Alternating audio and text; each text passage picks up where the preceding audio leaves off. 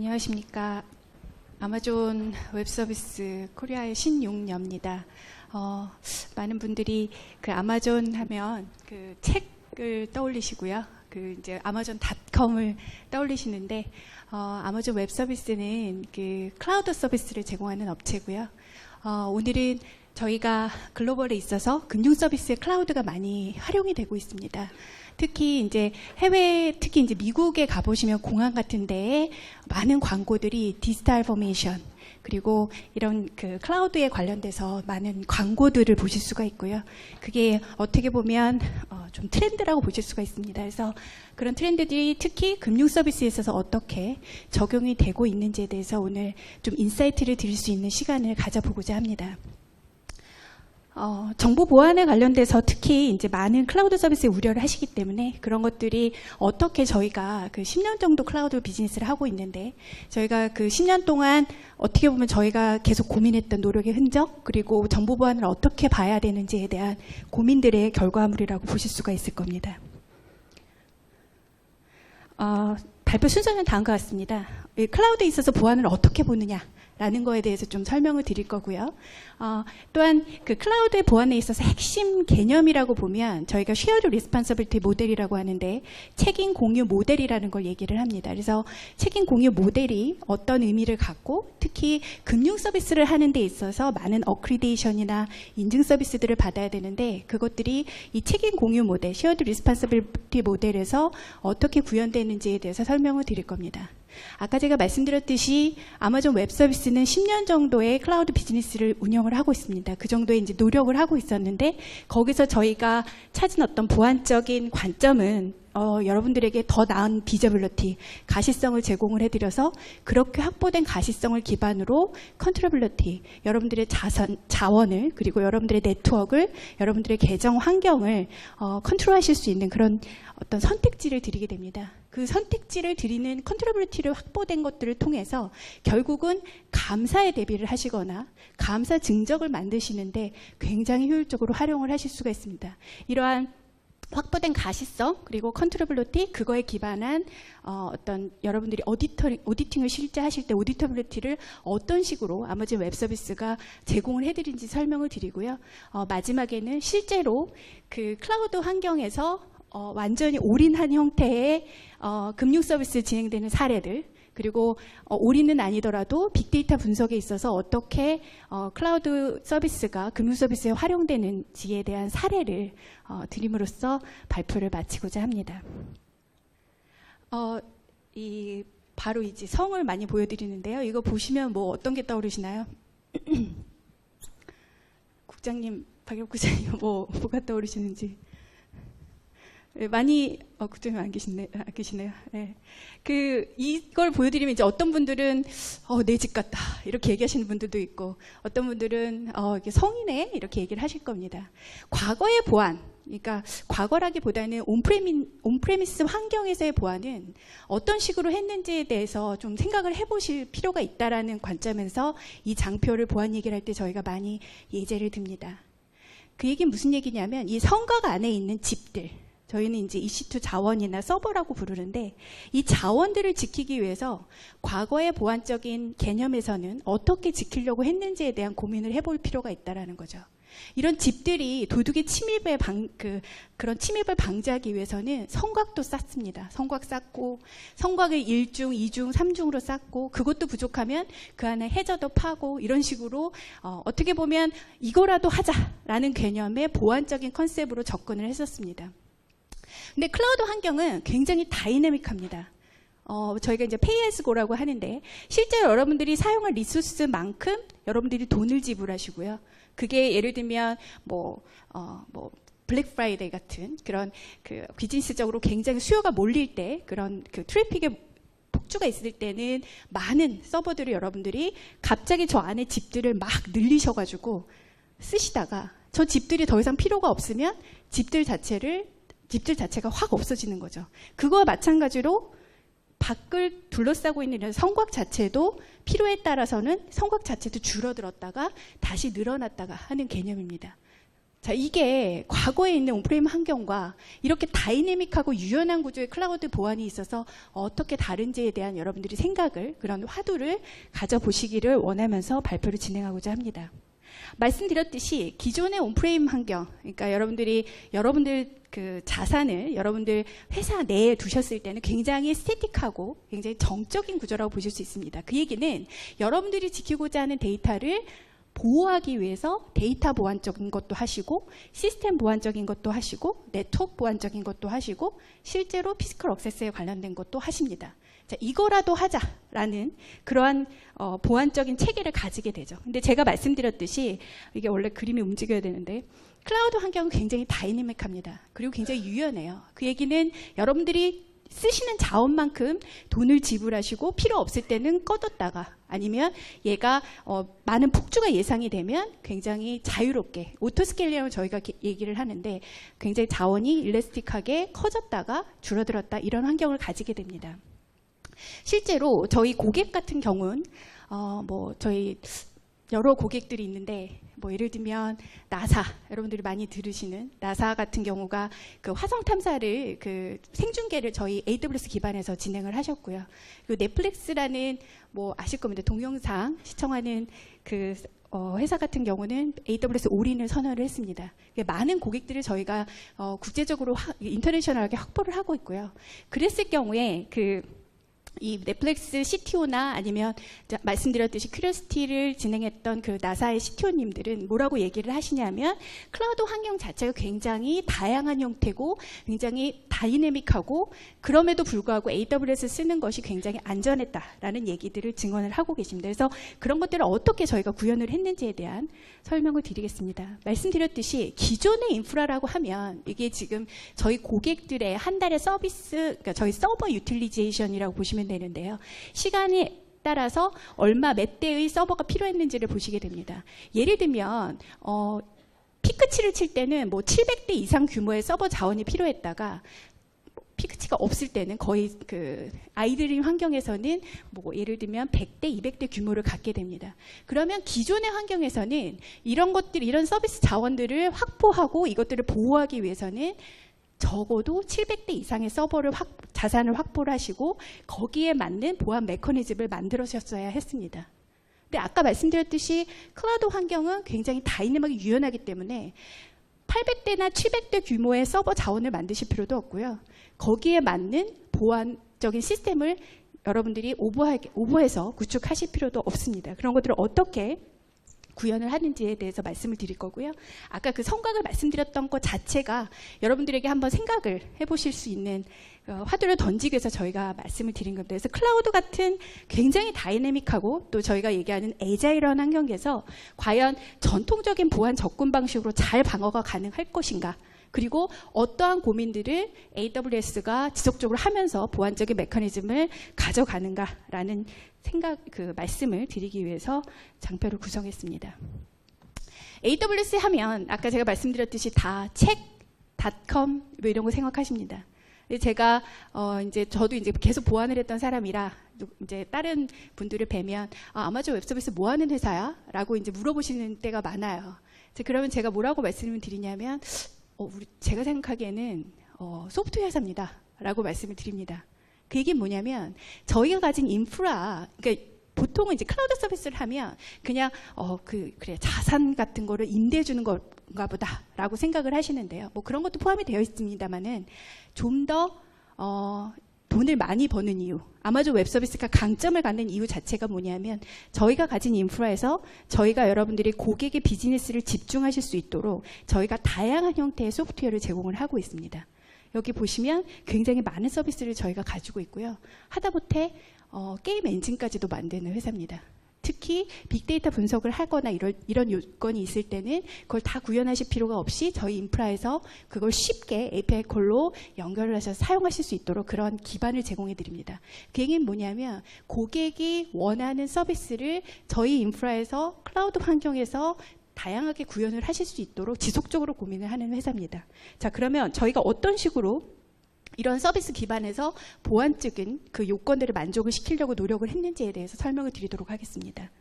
아까 제가 말씀드렸듯이 클라우드에 있어서는 핵심 그 개념, 보안적인 개념은 뭐냐면 책임 공유 모델이라는 개념입니다. 저희가 이제 영어로는 shared responsibility 모델이라고 하는데 얘기는 뭐냐면 저희가 굉장히 다양한 그 어크리데이션 그런 그 인증에 관련된 것들을 요건을 충족을 하고 있습니다. 들어보셨는지 모르겠지만 ISO 27001 정보보안 체계 관련된 것들이라든지 아니면 클라우드 서비스에 있어서 프라이버시 보호에 관련된 ISO 27017, 18 이런 것들을 충족을 하고 있고요. 특히 카드 비즈니스를 하는 데 있어서 PCI DSS가 필요하다라고 하시면 저희는 저희 인프라상에서 PCI DSS를 충족하는 것을 이미 미트를 하고 있습니다. 또한 뭐 의료 쪽 서비스다라고 하면 미국에서 비즈니스를 진행하시려면 히파 인증이 필요합니다. 히파 인증에 있어서도 저희 인프라에 관련돼서는 저희가 가지고 있습니다. Shared Responsibility는 건 뭐냐면 가상화 환경 아랫단에 대한 모든 인프라는 저희 AWS가 책임을 집니다. 그 위에 올라가는 여러분들의 운영체제 위에 올라가는 여러분들 어플리케이션 환경에 대해서는 고객이 책임을 지도록 하고 있습니다. 그 얘기는 무슨 얘기냐면 제가 아까 말씀드린 그런 다양한 어크리데이션에 대해서 저희도 인증을 받아야 되지만 그 요건이 필요하다고 하면 고객 환경에 대해서도 인증을 받으셔야 됩니다. 어떻게 보면 같이 이 보안 모델을 만들어 가야 된다라고 보시면 될 것 같습니다. 왜 이렇게 할까요? 많은 분들이 클라우드 서비스를 얘기를 하실 때 서비스 프로바이더가 우리 정보를 보는 거 아니야? 걔네들이 접근권을 가진 거 아니야? 라는 얘기를 많이 하십니다. 그래서 보안적으로 좀 우려되는데 내 인프라에 두는 것보다 좀 걱정되는데 이런 얘기 많이 하십니다. 그런 것들이 우려가 되지 않으시도록 저희가 이런 책임 공유 모델 하에서 서비스를 하고 있습니다. 그 얘기는 뭐냐면 아까 제가 말씀드렸듯이 하이퍼바이저 아랫단에 관련돼서는 저희가 다 책임을 지는 대신 저희는 이렇게 선을 긋고 고객의 환경에 대해서는 접근할 수 있는 권한 자체를 가지지 않습니다. 볼 수도 없고요. 고객 비즈니스가 어떻게 이루어지는지에 대해서도 고객이 허락하지 않으면 그리고 고객이 뭐 API 콜로 구현 정보나 그 데이터를 주지 않으면 저희는 관여하지 않습니다. 이거를 책임 공유 모델의 핵심이라고 보시면 될 것 같습니다. 아까 제가 말씀드렸듯이 뭐 페더램프, 뭐 이제 미국에서 클라우드 비즈니스를 하려면 페더램프 인증도 있어야 되고요. 뭐 가브 클라우드라 해서 정부 부처 자체도 저희 클라우드 환경, AWS 환경에서 서비스가 진행이 되고 있는데 이런 것들을 완성하기 위해서는 저희는 여러분들이 상상하시는 다양한 종류, 상상하시는 모든 종류의 어크리데이션 그리고 그 인증에 관련된 것들을 다 확보를 하고 있고요. 그런 노력들을 지속적으로 하고 있습니다. 저희 비즈니스를 하는 데 있어서 고객하고 이제 NDA라는 걸 맺게 되는데 NDA를 맺게 되면 고객이 원하시면 예를 들면 저희가 이제 쌍레포트라고 하는데 SOC 1, 2, 3 타입의 어떠한 식으로 저희가 보안적으로 구현을 하고 있고 특히 피지컬 액세스는 어떻게 하고 있고 이런 것들에 대한 그 NDA 맺은 하에서 저희가 레포팅을 제공을 해드리고 있습니다. AWS는 보안적인 거를 빼면 비즈니스 상식이 굉장히 어렵습니다. 왜냐하면 클라우드 환경에 있어서 보안이 충족돼 있지 않다라고 하면 저희가 비즈니스하기 굉장히 어렵습니다. 그래서 보안을 최우선 과제로 생각을 하고 있고요.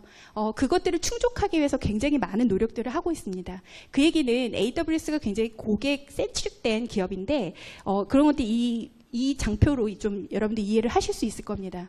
매년 다양한 피처의 서비스들을 계속적으로 지속적으로 만들고 있고요.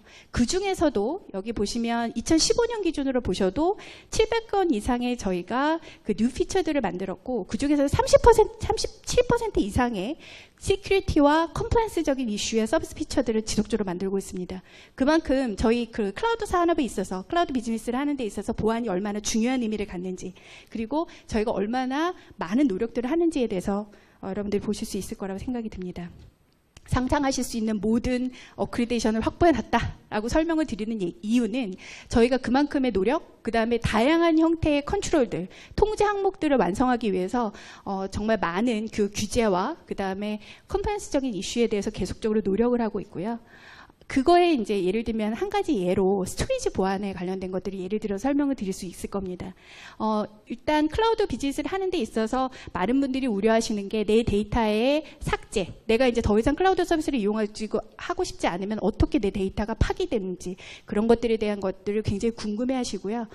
그런 것들을 충족하기 위해서 저희가 DoD나 그 리스트 같은 그런 국제 수준의 표준 를 상회하는 그런 그 요건들을 충족하도록 저희가 계속적으로 노력을 하고 있고요. 특히 이 그림에 보시면 그 SD나 저희 이제 데이터 센터로 들어오는 저희는 리전이라고 하는데 그 리전 안에 들어오는 메모리라든지 아니면 하드디스크 자체가 어떻게 디가우징되고 특히 팟에 있어서도 어떤 식으로 되는지에 대한 다양한 레포트들을 발행하고 있고 제3의 인증 기관으로부터 그런 레포트들을 받아서 저희가 진행을 하고 있습니다. 아까 제가 말씀드렸듯이 나사 같은 경우는 저희 10년 정도 고객이고요. 굉장히 저희하고는 돈독한 관계의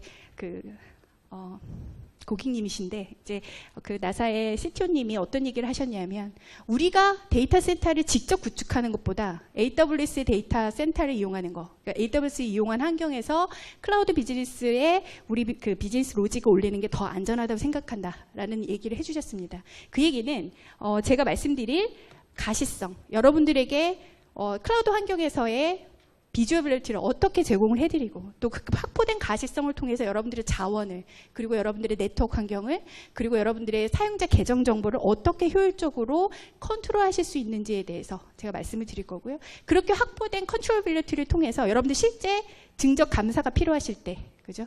그리고 오디팅이 필요하실 때 그것들을 실제 대비하기 위해서 어떻게 오디터빌리티를 제공을 해드리는지에 대해서 설명을 드릴 겁니다. 결국 AWS 보안은 이 세 가지를 통해서 보안을 완성해 나간다 보시면 될 것 같습니다. 기본적으로 IDC 센터를 가시면 뭐 흔히들 보실 수 있는 풍경이고요. 대부분은 서버가 죽었다, 뭐가 작동이 안 된다 라고 하면 실제 그 IDC에 들어가셔서 얘가 네트워크가 잘못됐는지 아니면 내 서버가 죽었는지 뭐가 잘못됐는지 들어가 보셔야 여러분들이 그 환경을 아실 수가 있습니다. 뭐가 잘못됐는지 가서 봐야 된다는 거죠. 뒷단에 보시면 좀 복잡한 형태로도 돼 있는 경우도 있습니다.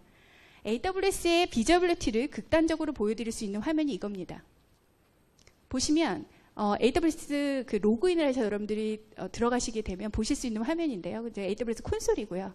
거기에 보시면 각각의 EC2 자원, 여러분들 서버가 지금 이네이블 되어 있는지 디세이블 되어 있는지 그리고 서버의 스페시피케이션, IP는 어떻게 구성이 되어 있고 얘의 시큐리티 그룹은 어떻게 구성이 되어 있고 얘는 VPN으로 어떻게 연결이 되어 있고 이런 것들에 관련된 정보들이 밑에 상세하게 뜹니다.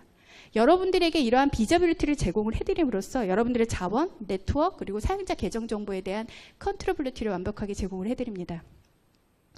이런 것들은 클라우드 와치라는 저희 서비스를 통해서 완성이 되는데요. 그건 뭐냐면 여러분들의 자원을 모니터링하고 있다가 예를 들면 여러분들의 CPU 자원 같은 것들을 모니터링하고 있다가 얘가 일정 수준의 부하를 넘게 되면 어드미니스트한테 뭔가 알럿을 남긴다든지 보내준다든지 아니면 그 서비스 자체를 어떻게 해라라는 뭐 저희 람다 같은 서비스를 이용해서 어떤 액션을 취하라는 거를 이 클라우드 와치를 통해서 하게 되고요.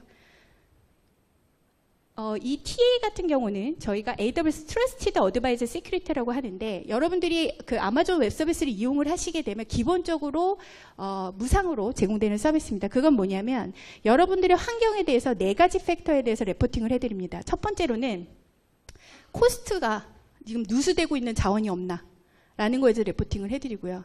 또 하나는 시크릿적인 측면에서 이렇게 포트 정보가 열리지 말아야 될 게 열려 있다든지 웰런 포트가 다 열려 있다든지 많이 흔히들 하는 어드미니스트들이 하는 실수들이 있습니다. 그런 시큐리티 홀에 대해서 얘가 레포팅을 해줍니다. 또 하나는 뭐 예를 들면 퍼포먼스적인 측면에서 이게 성능적인 측면에서 얘가 제대로 구현되고 있는지에 대해서 얘가 확인을 해서 레포팅을 여러분들이 제공을 해드립니다. 이것들도 하나의 비저빌리티를 완성해 드리는 거라고 보실 수 있죠. 또 하나는 저희가 제공하는 서비스 중에 인스펙터라는 게 있습니다. 얘는 뭐냐면 여러분들의 그 EC2 자원, 서버 자원에 깔려서 에이전트 기반으로 여러분들의 보안적인 문제가 없는지, 컴플레인스적인 문제가 없는지를 얘가 찾아서 레포팅하는 기능들을 합니다. 이거는 예를 들면 여러분들 그 크로스 사이트 스크립트라든지 아니면 SQL 인젝션 같은 그 CV 포맷에 문제가 없는지 그런 그 커먼한 어떤 벌너빌리티 문제가 없는지에 관련된 것도 찾아주고요. 또 하나는 다양한 뭐 그 항목들이 있는데 특히 아까 제가 말씀드렸듯이 PCI DSS 그 카드 비즈니스를 하시는 데 있어서 얘가 컴플렉스적으로 충족되지 않은 요건들이 있는지에 대해서 찾아서 레포팅을 해주고요. 또 하나는 ISO 27001 여러분들이 그 정보보호관리체계 인증이라고 이제 국내에서는 부르는데 그 인증제에 27001에 충족되고 있지 않은 컴플렉스적인 측면이 있는지를 얘가 찾아서 레포팅을 해줍니다. 다양한 형태의 비저빌리티를 확보하기 위해서 많은 노력들을 했고요. 이렇게 확보된 비저빌리티를 통해서 제가 말씀드렸듯이 여러분들의 데이터, 그 다음에 여러분들의 그 계정 정보, 여러분들의 네트워크 환경에 대해서 얘가 컨트롤 하실 수 있도록 선택지를 드리게 됩니다. AWS는 올해 1월에 그 서울에 리전을 런치를 했습니다. 저희는 이제 데이터 센터라고 부르지 않고 리전이라고 부르는데요. 전 세계적으로 현재 13개의 데이터 센터가 존재를 하고요. 리전이 존재를 하고요. 1월에 들어왔던 게 12번째였고 서울 리전이었고 저번 달에 그 죄송합니다. 인도에 이제 리전이 더 오픈이 됐습니다. 추후에 이제 저희가 4-5개, 올해만 해도 4-5개 정도 더 리전이 런칭이 될 계획입니다. 그 얘기는 무슨 얘기냐면 북미 지역에서 인터넷 뱅킹을 할 필요가 있다라고 했을 때는 더 이상 서울 리전에 인터넷 뱅킹에 관련된 것들을 자원을 배포하실 필요가 없고 북미 지역에 필요하신 데다가 여러분들 EC2 자원을 아까 보셨던 확보된 비저빌리티를 통해서 EC2를 런치하시고 거기서 비즈니스를 하실 수가 있습니다.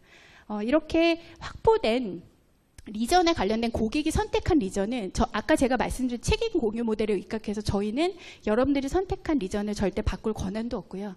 이거에 관련해서 임의로 저희가 선택권을 바꾸지도 않습니다. 고객이 직접 선택하신 거에 대해서 지속적으로 여러분들 유지를 하실 수가 있고요. 또한 이제 암호에 있어서도 저희 AWS 같은 경우는 이제 KMS라고 해서 키 매니지먼트 시스템을 씁니다. 그래서 KMS를 통해서 여러분들의 S3라는 저희 객체 기반의 스토리지뿐만 아니라 다양한 서비스들에 대해서 이 KMS를 통해서 여러분들 암복화를 지원을 해드리고 있습니다. 이 KMS 같은 경우는 이제 그 대칭키 기반이긴 한데요.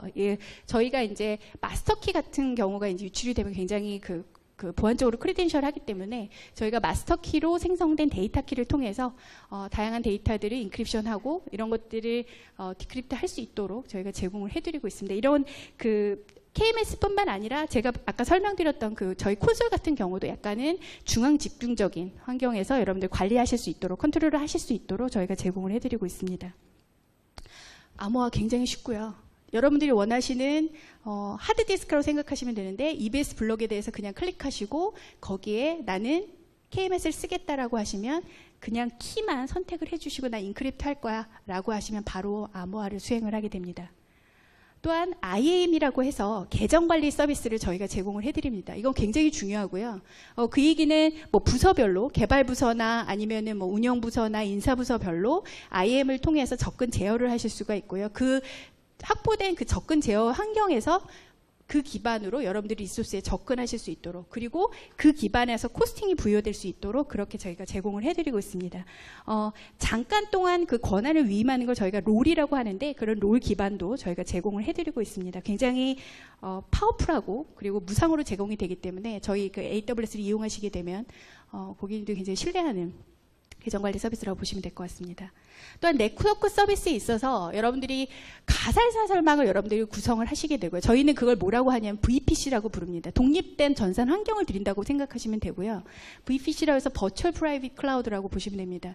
이 VPC 자체를 여러분들이 원하시면 서브넷으로 서브네팅 하실 수도 있고요. 그 확보된 이 VPC 자체를 여러분들이 원하시면 인터넷 환경으로 물릴 수 있게 인터넷 게이트 웨이로 붙이셔서 인터넷 환경으로 연결을 하실 수도 있고요. 나는 인터넷 게이트에 안 붙이고 연결 안 할 거야. 가상사설망으로만 그냥 쓸 거야. 라고 하시면 그렇게도 하실 수 있습니다. 또한 온프레미스 환경하고 여러분들의 여러분들 데이터 센터하고 저희 AWS를 다이렉트 커넥트라고 해서 전용선 서비스를 이용해서 여러분들이 연결을 하셔서 바로 안전하게 서비스를 구현을 하실 수도 있습니다. 또한 아까 제가 말씀드렸던 서브넷 간에 네클이라는 걸 둬서 억세스 컨트롤도 하실 수 있고요. 또한 AWS는 가장 강력하게 시큐리티 그룹이라고 해서 호스트 베이스의 파이어월을 제공을 해드립니다. 그런 것들을 이 VPC 서비스를 통해서 제공을 해드립니다.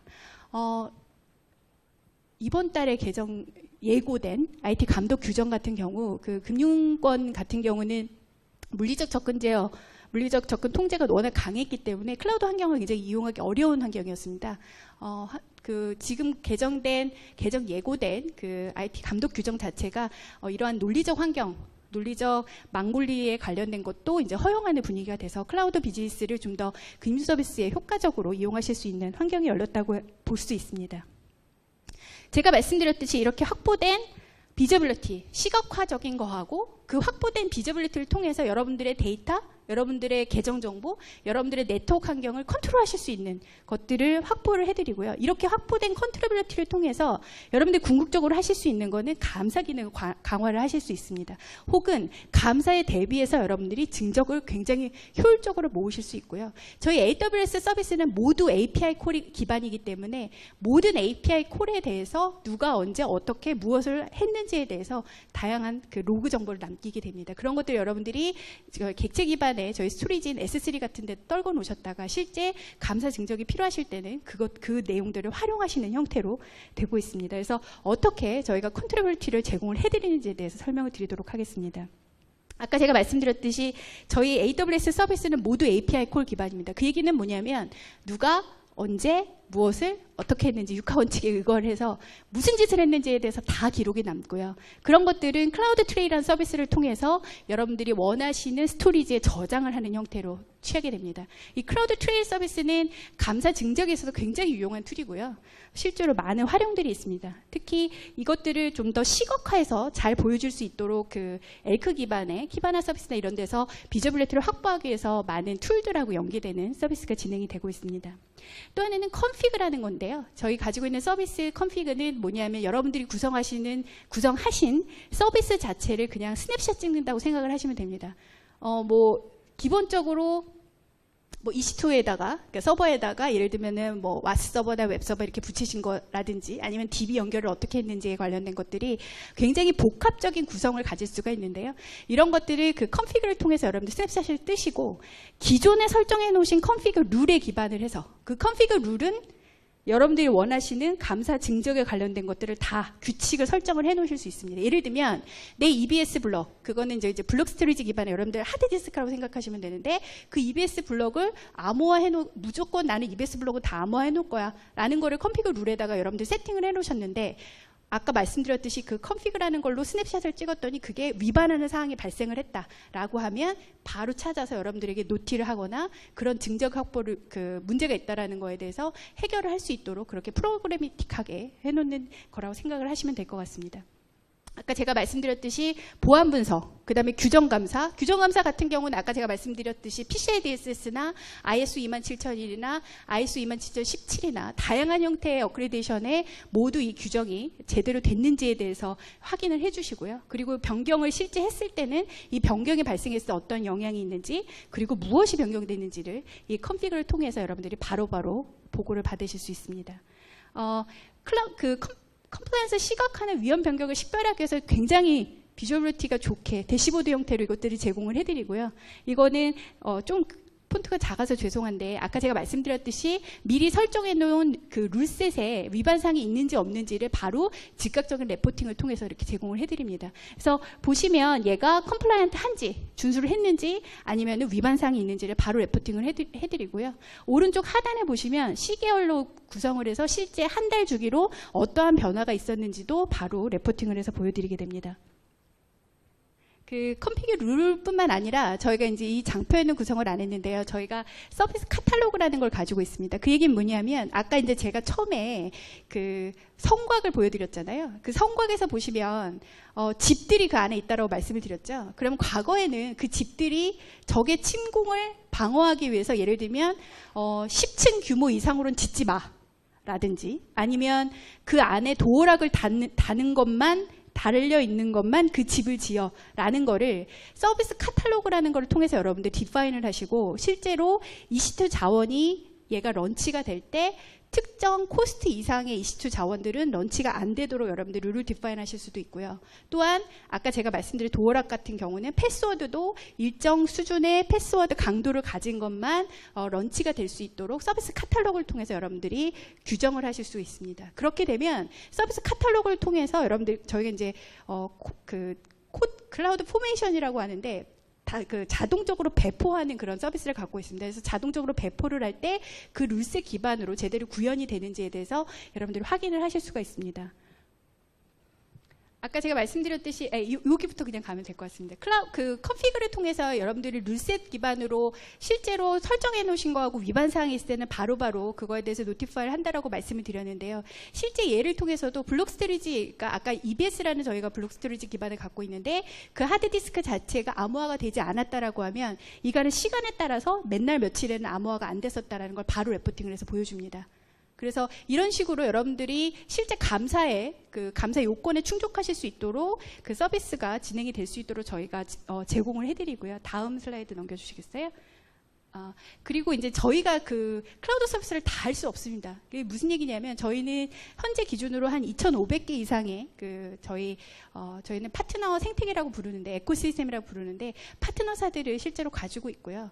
국내 같은 경우는 예를 들면 다양한 이제 보안 제품들, IPS나 IDS, 그리고 예를 들면 보안 관제에 관련된 것들, 이런 것들이 안랩이나 이런 그 업체들이, 유수의 보안 업체들이 저희하고 파트너 계약을 맺으시고 실제로 클라우드 환경에서 여러분들이 그냥 단순히 스마트폰에 앱 서비스 쓰듯이 그냥 클릭을 하셔가지고 실제로 저희 파트너들의 어떤 서비스들을 이용을 하실 수가 있습니다.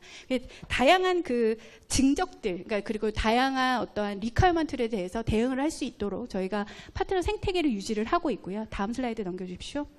아까 제가 말씀드렸듯이 다양한 금융 서비스들이 실제 클라우드 베이스에서 돌아가고 있습니다. 예를 들면 나스닥 같은 경우는 저희 그 빅데이터 분석에 관련돼서는 저희 AWS 기반에서 구현이 되고 있는데요. 실제로 아까 제가 설명드린 그 객체 기반의 스토리지에 다양한 데이터에 관련돼서 그 암호화를 해서 실제로 올리시게 되고요. 업로드를 하시게 되고 실제 얘를 빅데이터 분석이 필요하실 때는 저희 EMR이라는 그 서비스를 이용해서 내린 환경에서 바로 복화가 되도록 하고 있습니다. 특히 아까 제가 설명드렸던 전용선 서비스, 다이렉트 커넥트 등을 이용을 해서 이 나스닥에 관련된 그 트랜잭션이 효과적으로 그 저희 AWS에서 돌아가도록 하고 있습니다.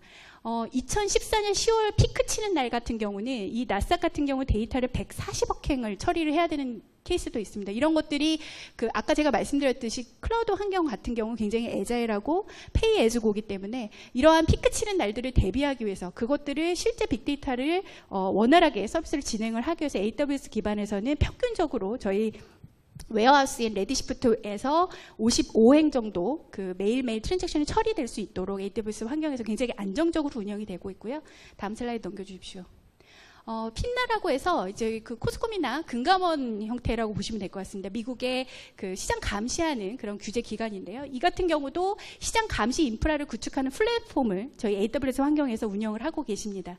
특히 아까 제가 말씀드렸던 하독 기반의 그 빅데이터 분석 같은 경우를 EMR이든지 이런 것들을 아마존 기반에서 운영을 하시고 계시고요.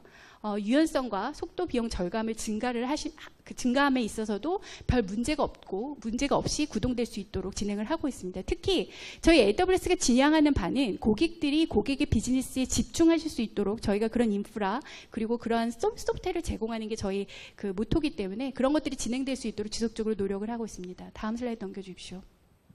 특히 금융권 같은 경우는 그 SPC 관련된 수요가 많은데요. 특히 뭐 국내 같은 경우 저희 고객사에서도 국내 서비스에서 SPC 그 요건들을 그런 서비스를 진행하시는 데 있어서 실제 사례들이 존재를 하고요. 이 SPC에 굉장히 저희 그 EC2 자원 중에 저희가 G타입이라고 해서 특히 그래픽 같은 경우는 트래픽이나 그런 퍼포먼스가 굉장히 좋아야 되기 때문에 G타입의 EC2 자원 같은 경우가 그 HPC 환경에서 많이 사용이 되고 있습니다.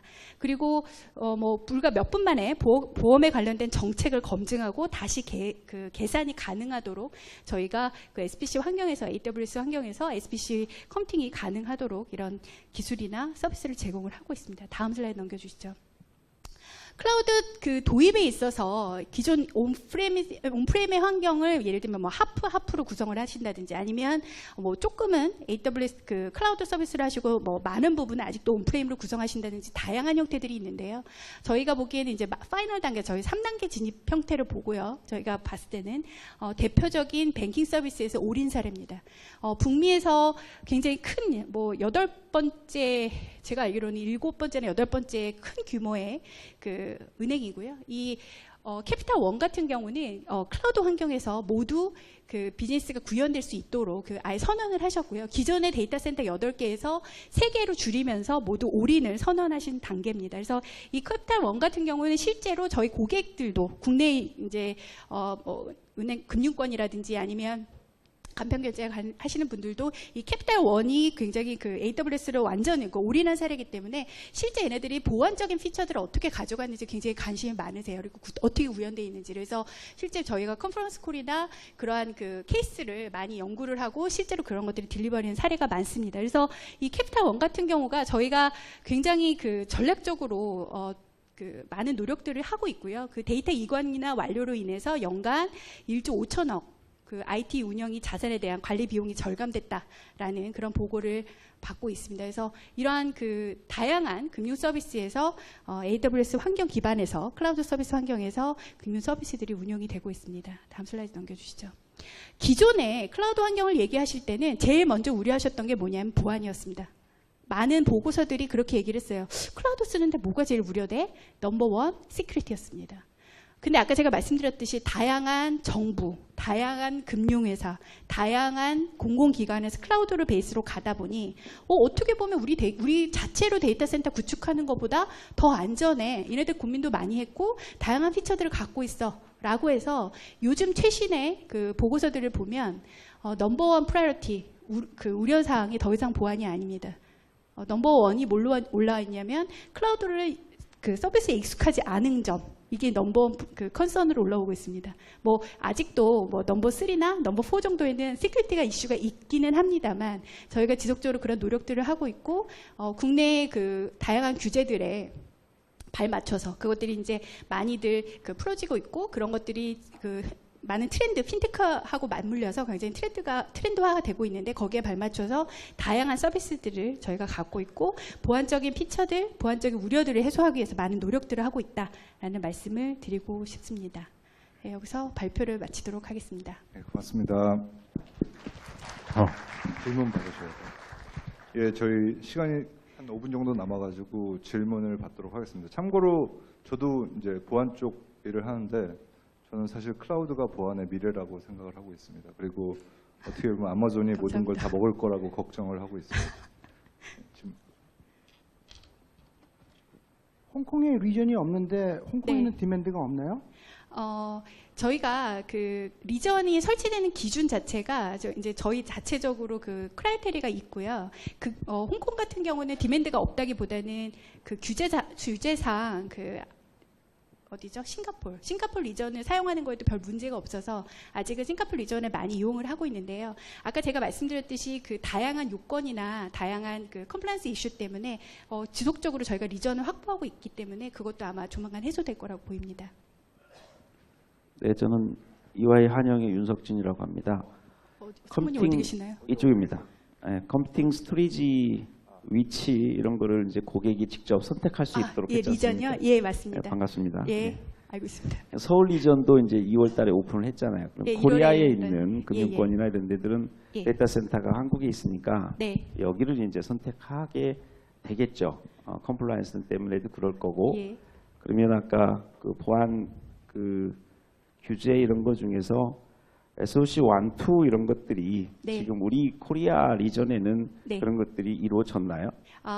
정확히 말씀을 드리면 모든 그 어크리데이션들을 운용 증적이라는 걸 봅니다. 그게 무슨 얘기냐면 국내 ISMS 같은 경우는 디폴트로 2개월을 보고요. 그 SOC나 ISO 27001 같은 경우는 디폴트로 3개월을 운용 증적을 확보해야만 그 어크리데이션을 획득을 할 수가 있습니다. 그러면 산술적으로 계산하셨을 때 1월에 저희가 데이터 센터가 리전이 런치가 됐으니 운용 증적을 3개월을 받고 저희가 이제 5월 때부터는 확보된 걸로 보셔야 되는 거죠. 그래서 저희가 그 SOC 레포트 같은 경우는 저희 서울 리전이 포함된 형태로 지금 들어가 있고요. 그 SOC 레포트 같은 경우는 전 세계에 12개 리전이다, 13개 리전이다라고 하면 동일한 그 시계열 구조로 그러니까 예를 들면 6월에 한번 저희가 확보를 하면 전 세계적으로 다 그게 확보가 될 수 있도록 노력을 하고 있습니다. 그래서 7월이나 8월 정도가 제가 보기에는 그 기한으로 알고 있는데요. 지금 제가 어제 그 확인한 바로는 지금 SOC 레포트에 서울 리전이 포함되어 있는 걸로 알고 있습니다. 근데 7월달 돼야만 그 전 세계적으로 아까 말씀드렸듯이 동일한 기준으로 SOC 레포트가 제너레이션이 되기 때문에 각각의 어크리데이션에 따라서 조금 상이할 수가 있습니다. 제가 여쭤본 건 그거를 지금 보고 있는 제3자 기관이 있는가라는 거를 지금 여쭤본 보통은 거고요. 이제 EY에서 그걸 하시잖아요. 예, 그래서 EY 쪽에서 저희가 SOC 레포트를 제너레이션 받는 걸로 알고 있고요. 인터내셔널하게. 그래서 보고 있는 걸로 그렇게 보시면 될 것 같습니다. 예. 그다음에 그 CSA 규제도 모범도 따른다고 아까 이제 준수한다고 하셨을 때 네네. 클라우드 시큐리티 얼라이언스의 그 어떤 규제들을 적용하고 있는지와 네네. 마지막으로는 그 보안 때문에 클라우드를 써야 됩니다라는 그게 매우 공감이 됩니다. 아이, 감사합니다. 예, shared 네. responsibility라는 것도 격하게 공감을 하고 있고요. 네네. 우리나라도 이제 그 미래부에서 CCFO라고 그래서 클라우드 뭐 퍼스트 오피서인가 그거를 45명을 임명해가지고 네. 작년에 그 클라우드 발전법 이후에 클라우드를 네네. 쓰도록 계속 하고 있고 금융권도 이제 클라우드를 쓰도록 이제 개정되지 않습니까? 네네. 매우 좋은 현상인데 네. 거의 우리나라는 지금 물론 뭐 AWS 발표를 하지만 우리나라 클라우드 서비스 프로바이더들이 어떻게 명함을 낼 수가 없어요. 혹시 AWS 같이 이렇게 한국에서 하시잖아요. 네. 어떤 부분들이 좀 개선이 됐으면 좋을까요? 참 안타깝기도 하고 그래서 제가 여쭤보는 겁니다. CSA는 조금 이따 말씀을 드리고 두 번째 질문하신 거 먼저 답변을 드리면 1년 전하고 비춰를 봤을 때 지금 그 IT 감독 규정이나 아니면은 정부 자체가 가지고 있는 규제들이 많이 개선이 됐습니다. 예를 들면 아까도 제가 말씀드렸던 IT 금융 감독 규정 자체가 논리적 망분리를 허용하지 않았기 때문에 클라우드가 아예 사용을 할 수가 없었고요. 그것들을 금융 당국이 확인을 하시고 그런 규제들이 개선이 돼서 굉장히 저희는 고맙게도 생각을 하고 또한 당연한 어떻게 보면 기술적으로 그렇게 가야 된다라고 생각을 하고 있기 때문에 굉장히 반가워하는 형국이고요. 또한 의료에 관련된 것도 여기 금융이지만 의료에 관련된 것도 기존에는 의료법에서 아예 클라우드를 사용할 수 없는 환경이었습니다. 그럼에도 불구하고 이제 고시 같은 것들이 개정이 돼서 지금은 이제 그 의료에 관련된 것도 클라우드를 사용할 수 있는 움직임들이 좀 더 보이고 있고요. 그래서 다양한 분야에서 클라우드 환경이라는 게 굉장히 인더스트리가 다양합니다. 그런 다양한 분야에서 저희 클라우드를 활용할 수 있도록 국내 규제들이 많이 열리고 있기 때문에 추후에도 제가 이제 어떤 걸 열어달라고 여기서 말씀을 드리면 민감한 사안이기 때문에 추후에도 그런 움직임들이 계속 가속화될 거라고 보이고요. 그런 노력들을 지속적으로 AWS도 국내에서 비즈니스를 하는 데 있어서 노력을 할 겁니다. CSA 관련돼서는 그 얼라이언스 같은 경우가 이제 CSA가 굉장히 상무님도 아시기에 굉장히 파워풀합니다. 그 미국에서 있어서 그렇고요. 근데 이제 거기서도 제가 알기로는 컨트롤들을 갖고 있습니다. 예를 들면 27001이나 ISMS와 유사한 형태의 컨트롤들을 갖고 있고요. 제가 알기로는 그 컨트롤 CSA에서 요구하는 그 컨트롤들을 CCM인가 그 컨트롤들을 그 요건을 충족을 해서 저희가 받은 걸로 알고 있습니다. 예. 제가 마지막으로 한 가지 질문만 하고 시간이 지났지만 예. 일단 당연히 이제 클라우드를 쓰다 보면은 이제 네. 다양한 어플리케이션들이 어떻게 보면 합쳐지는 형태잖아요. 그래서 네. 제가 이제 오기 직전에 잠깐 찾아보니까 AWS에도 취약점들이 존재를 했었고 맞습니다. 이런 것들이 예. 이제 CV로 이제 계속 나왔잖아요. 그러니까 네. 모든 분들이 이제 너무 이제 밝은 면만 보시는 AWS에서 실제로 이제 취약점이 존재를 했었습니다. 이제 아직도 이제 계속해서 뭐 매달 몇 개가 나오고 있고 예, 그래서 그런 부분에 대해서 어떻게 아마존에서 이제 대응을 하고 대응을 하고 있는지, 예. 이런 것들에 대해서 어려운 점이 뭔지 예. 그런 거에 대해서 좀 얘기를 해주시면 좋을 것 같습니다. 그 보안이라는 게 뭐 다들 아시겠지만 100% 막기가 어렵습니다. 그게 무슨 얘기냐면 100% 만족스럽고 100% 만족한 네트워크나 서비스는 존재하지 않고요. 그 얘기는 vulnerability나 아니면은 어떤 침투 테스트나 이런 것들이 지속적으로 발생을 합니다. 그래서 저희는 그것만 관할하는 팀이 있고요. 예를 들면 디도스에 관련된 거 디도스만 그 모니터링하는 팀이 존재를 하고요. 그것들이 그런 부서에서 지속적으로 그런 노력들을 보안적인 vulnerability에 계속 대응을 할 수 있도록 저희가 그리고 웹페이지에 그 저희가 최근에 그 릴리스된 취약점이나 이런 것들을 저희가 어떻게 패치를 했는지 그리고 어떻게 대응을 했는지도 저희가 사이트도 갖고 있습니다. 그래서 지속적으로 노력을 하고 있고요. 그럼에도 불구하고 저희가 굉장히 안정적으로 그리고 보안적으로 우수한 환경에서 서비스가 진행이 될 수 있도록 실제로 그렇게 하고 있고요. 그렇기 때문에 저희 서비스를 미국의 유수한 거브 클라우드, 예를 들면 정부 기관이나 아니면은 굉장히 굴지의 금융 회사들이 저희를 이용하는 거라고 보시면 될 것 같습니다. 죄송하지만 마지막으로 질문. 예, 시간 지났는데 질문해서 죄송합니다. 로펌에 근무하는 최재환입니다. 아, 예, 안녕하세요. 예. 저기 이제 미국 같은 경우는 우리나라에 비해서 많은 금융권 회사들이 특히 은행들이 많이 네네. 클라우드 이용하고 있을 것 같은데요. 네, 맞습니다. 저는 그 감독권에 대해서 좀 네, 네. 여쭤보고 싶습니다. 네, FRB나 FDIC, OCC 같은 데서 네. 금융회사 특히 IT 감독권에 대한 그런 굉장히 엄격한 거를 예전부터 해왔고 지금도 하고 있는 것 네, 같은데 알겠습니다. 이렇게 클라우드 했을 때 네. 감독 당국이 그 금융회사와 또 아마존과의 어떤 감독에 대한 그런 관계가 어떻게 설정되는지 그게 하나 궁금하고요. 네.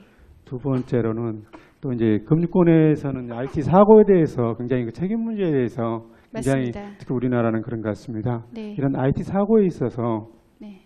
금융회사와 그 클라우딩 센터 간의 책임 분담 문제에 대해서 어떤 선진 사례가 있다면 간략하게 말씀 부탁드립니다. 질문이 굉장히 광범위하고 심오해서 간단하게 말씀을 드릴 수 있을지 모르겠지만, 미국 같은 경우도 주가 여러 개고, 그 다음에 이제 각각의 그 감독 당국이나 감독 관할이 좀 다른 걸로 알고 있습니다. 그래서 예를 들면 뭐 FFIC 같은 경우가 제가 알기로는 법에 이제 FFIC 같은 것들이 있고요. 그 FFIC에 충족을 하도록 거기도 이제 컨트롤들이 존재를 합니다. 그래서 예를 들면 거기 인터넷 뱅킹 서비스를 한다, 북미적 인터넷 뱅킹 서비스를 한다라고 하면 그 인터넷 뱅킹 서비스 하는 데 있어서 아까 쉐어드 리스폰서빌리티 모델에 의거를 해서 고객이 운영하는 환경에 대해서 이 FFIC를 충족하도록 하고 있습니다.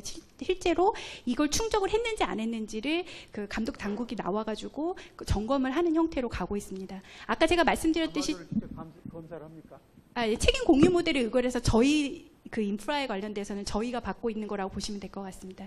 두 번째로는 아까 뭐 그런 사고가 났을 때 책임을 어떻게 지냐라는 얘기를 하셨는데 이건 조금 민감한 얘기입니다. 왜냐하면 계약하고 좀 관련이 있어서 저희가 이제 뭐 SLA나 이런 것들을 제공을 하고 있는데요. 그거는 누가 책임을 지냐에 따라서 명확하게 하기 위해서 어떻게 보면 책임 공유 모델이 있다라고 보시는 걸로 제가 답변을 드릴 수 있을 것 같고요. 그것들에 대해서 엔터프라이즈급 계약이라든지 이런 것들에 대해서 좀 더 법률적인 그 문제로 넘어가게 됩니다. 그래서 그런 것들은 그런 이슈로 좀 봐주셨으면 좋을 것 같습니다. 네, 좋은 다시 질문 한번 감사합니다. 박수로 감사의 말씀. 발표 기회를 주신 박일학 국장님 감사합니다.